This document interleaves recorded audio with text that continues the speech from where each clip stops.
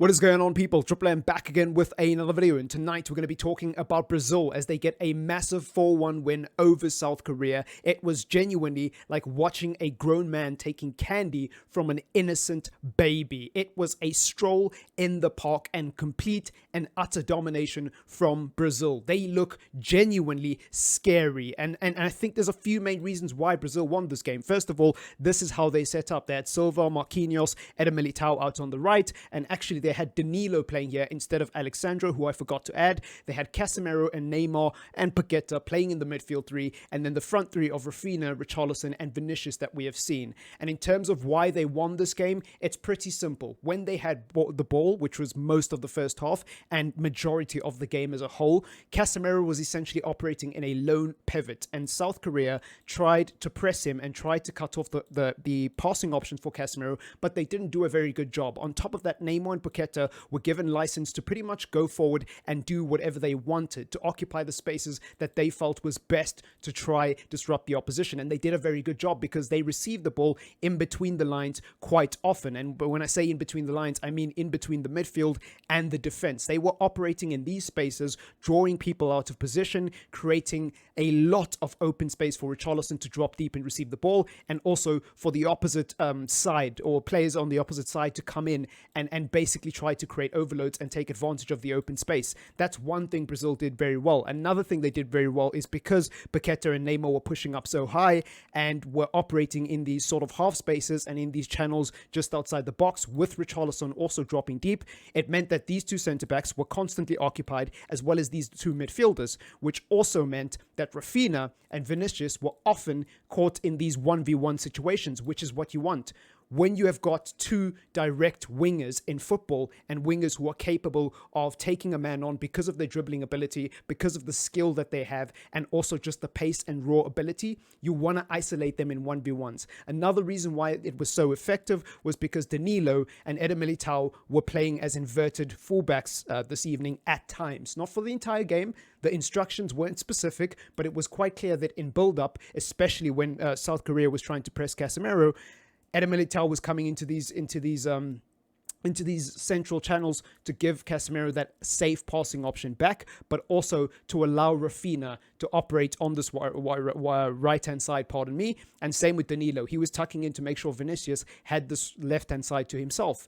And that is very much a key principle you will see across many teams, right? Many teams that are very dynamic and fluid and don't really have set positions and rely very much on players moving intelligently and swapping positions off the ball to confuse the opposition and draw defenders out of position. One thing you'll notice about teams that love to play like that is that they don't like having two players operating in the same channel. So if the fullback is inverting, the winger will hug the touchline, and vice versa. If the fullback is hugging the touchline, the winger is going to invert and cut inside, even if he hasn't got the ball, just to occupy space, just to give whoever's out on that flank a free 1v1 and draw the rest of the players out of position. It's also worth noting that Brazil are so effective because of this man.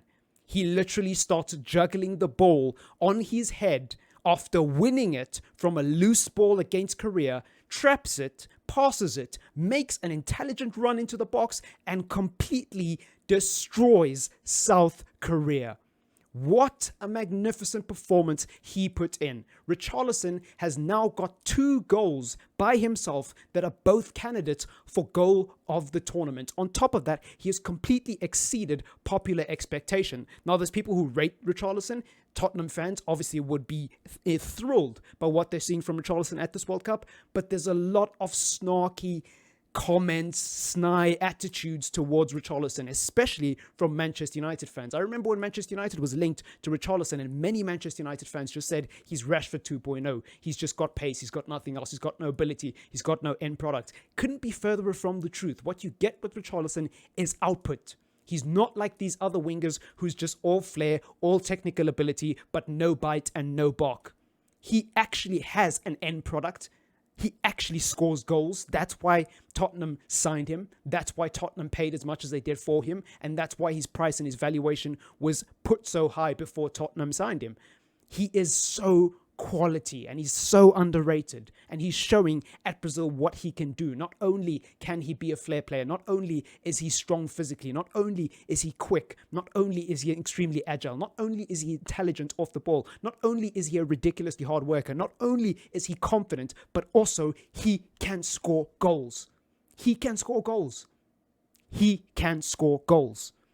Then you've got these two, Vinicius Jr. and Neymar. By the way, Neymar's penalty, ice cold. Vinicius Jr.'s goal, ice cold. Absolutely brilliant. But these two, again, they are telepathic, because so often in this game, Neymar was running inwards, drawing this guy out of position. So if Vinicius won this 1v1, he basically had all this open space to run into, and vice versa. Whenever Neymar had the ball, Vinicius would run the opposite way to draw any player in that region away from the ball. And this is the thing with Brazil. They've got so many talented players, similar to France, that you can't watch one side, right? France have Dembele, France have Mbappe. If you overload Mbappe, you leave Dembele completely isolated on that other flank, and Griezmann, or whoever's not on the ball at that particular time, can also switch to that other flank and create an overload on that side where nobody's marking, because everyone's focused on Mbappe, everyone's focused on Hernandez, everyone's focused on this left-hand side. It's the same with Brazil. When Neymar has the ball in the middle of the park, oftentimes South Korea would draw it in, and they would leave that left flank uncontested, or that right flank uncontested with Rafinha or Vinicius, depending on which side they were defending on. And another thing with this team is that even though they switched to a back five, it was too late. Right, South Korea, they waited too long to make the necessary changes to avoid being embarrassed. And listen, they did well in the second half. They made a game out of nothing in the second half. And what a brilliant goal. I forget which South Korea player scored it, because to be honest, my brain was switched off in the second half. But man, what a goal. Another thing I want to touch on just before I end off this video is this man, Alisson Becker. What a performance he put in. Genuinely speaking, if it wasn't for Richarlison, if it wasn't for Neymar, and if it wasn't for Vinicius Jr. putting in the performances that they did, I would genuinely say that this guy deserves to be man of the match. Him and Casemiro. Casemiro has been immense. Casemiro has been immense. And you see, the thing is with Brazil, it's easy to talk about how good they are going forward. I could sit here for hours and talk about how great they are going forward and how much talent they have in abundance, both on the bench and in their starting 11. But defensively, they're so solid. You've got Marquinhos, you've got Silva, you've got Alisson, sometimes Edison, and then you've got Casemiro in the pivot. That is such a good sort of back four diamond, if you want to call it that, excluding the fullbacks, right? Because Casemiro is an absolute beast. One of the best destroyers in world football. One of the best ball-winning midfielders in world football. Arguably one of the best midfielders of the last decade, not just in terms of his CV, but in terms of how good and how really well-rounded he is. A lot of people say that Casemiro's ball distribution isn't particularly great and that the technical side of his game is lacking. But at this World Cup and at Manchester United, now that he doesn't have Modric and Kroos next to him, we're now seeing that freedom and that confidence coming from Casemiro, that ability to spray the ball into the final third, to play those long diagonal passes, to play those line-breaking passes that you wouldn't expect from a player like Casemiro, who typically isn't associated with his ability to distribute the ball. On top of that, he is immense at reading the game. He's a fantastic defensive midfielder. So good and so underrated. And you can look at his technical ability. You can look at his ability to read the game and defend and his mental attributes. But for me, there's none more impressive than his confidence and the stability he brings to the midfield and how he's able to bark orders and tell people where they should be on the pitch in the heat of the moment. When the crowd is against you or the crowd is for you and the pressure is on, he's able to continue to not only look after himself and make sure that he's doing his job at a very high level, but also make sure the people around him are not slacking. Making sure that this person's in the right position and that person's in the right position, and that I'm constantly communicating and letting my defenders know that the game is not finished. We still have a ways to go. We still need to close this out. We still need to be professional, and we still need to maintain those standards. It's not as easy as people think. And then on top of that, you've got Thiago Silva and Marquinhos behind you. Like, it's just absolutely brilliant from back to front. This Brazil team looks scary. And I know what people will say. They're going to say it's just South Korea, just like they did with England. It's just Senegal, right?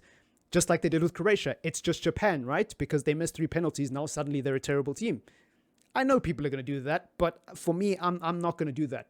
I'm not going to do that. I said it about England, and I'm going to say it about Brazil. This is a magnificent win. Does it mean they're going to win the tournament now? Well, according to most people, before the tournament had even started, Brazil were the favorites anyway. So, maybe. But for me personally, it doesn't really change much in terms of my overall prediction. What it does change is it makes me slightly scared of Brazil. And I'm a neutral, so I don't know why I'm scared, but I use the word scared loosely because I don't have a better term in mind. So I'm just going to end the video off there. It's been your boy TripleM. Let me know what you think in the comments down below. Leave a like on the video if you want to support the channel, and subscribe if you're new. It's completely free and you can change your mind later. So if you so wish. Peace.